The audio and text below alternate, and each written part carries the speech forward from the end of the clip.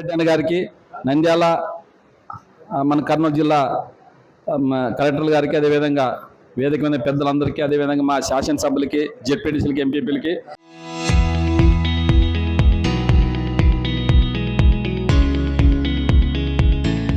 అందరికీ ప్రత్యేకంగా ధన్యవాదాలు తెలుపుతున్నాం. ఇప్పుడు మేడం గారు చెప్పినారు, రైతులకు ల్యాబ్ అందుబాటులో ఉందని చెప్పినారు. మేడం, రైతులకి ల్యాబ్ మన ఆలూరు కాన్స్టిట్యూన్సీలో 2021లో 1,60,00,000 పెట్టి ల్యాబ్ ఓపెన్ చేసినారు మేడం.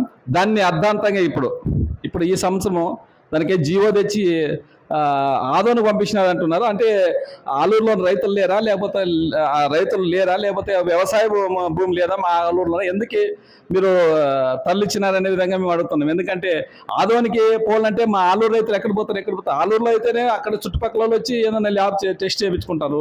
ఆదోనికి పోయి రావాలంటే ఎక్కడ పోతారు? ఇంక అంత అసలు ఎందుకు దాన్ని అప్పుడు ఎందుకు గవర్నమెంట్ కట్టించింది? ఎందుకు ల్యాబ్ కోసమే అక్కడ ఉండాలనే కదా ప్రతి ఒక్క నియోజకవర్గానికి ల్యాబ్ కట్టించినారు. దాన్ని ఎందుకు తీసేస్తున్నారు మీకు చెప్పాలి మేడం. అది ఇప్పుడే వైఎస్ఆర్సీపీ నాయకులు ఆవేశంగా ఏదో ఒకటి చెప్తే కెమెరాలో పడుతుందని,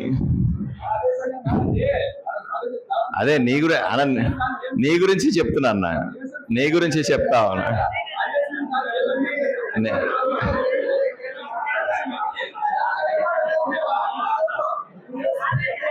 వైఎస్ఆర్సీపీ నాయకులు సభ లోపల సభ బయట కూడా మీరు ఈ మధ్య బుడగలు ఎగరేసేయడం కూడా చూశాను నేను. అవన్నీ ఏం నడవు, కూర్చోవాలి.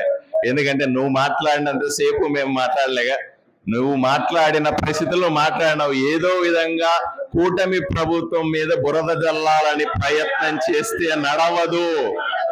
ఇక్కడ ఏదో రకంగా మసిబూసి మారేడి కాయ చేయాలని ప్రయత్నం చేస్తే చెల్లదు. వైఎస్ఆర్సీపీ ఆటలు సాగవు. మీరు చెప్పేటువంటి మాటలను ప్రజలు నమ్మే పరిస్థితుల్లో లేరు. ఇంకనైనా మీరు సత్యాన్ని అర్థం చేసుకోవాలి. ఊరకే ఎగిరినంత మాత్రాన, ఇక్కడ సంఖ్య ఉంది కాబట్టి ఎగిరినంత మాత్రాన ప్రజలు చూస్తా ఉంటారు ఈ అంశాన్ని. ఇవేవి పట్టించుకోనక్కర్లేదు. మీరు కూర్చోవాలి. ఎందుకు లేస్తారు? ఎందుకు లేస్తారు చెప్పండి. వైఎస్ఆర్సీపీ నాయకులు ఎందుకు లేస్తున్నారు? ఇప్పుడు ఎందుకు లేస్తున్నారు? నిజాలు చెప్తున్నారనా? మీరు చెప్పే అబద్ధాలని తెలుస్తాయనా? నేను నిజాలు మాట్లాడతానన్నా? ఎందుకు అరుస్తారు? ఎందుకు లేస్తారు? ఎందుకు అరుస్తారు? మాట్లాడాల్సి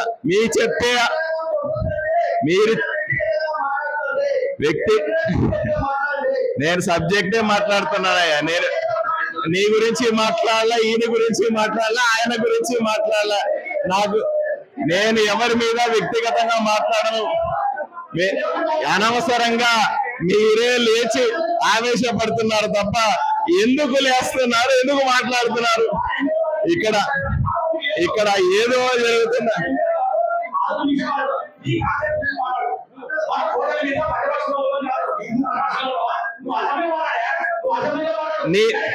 నువ్వు మూసుకొని కూర్చోవా? నీదేం మాట్లాడదు.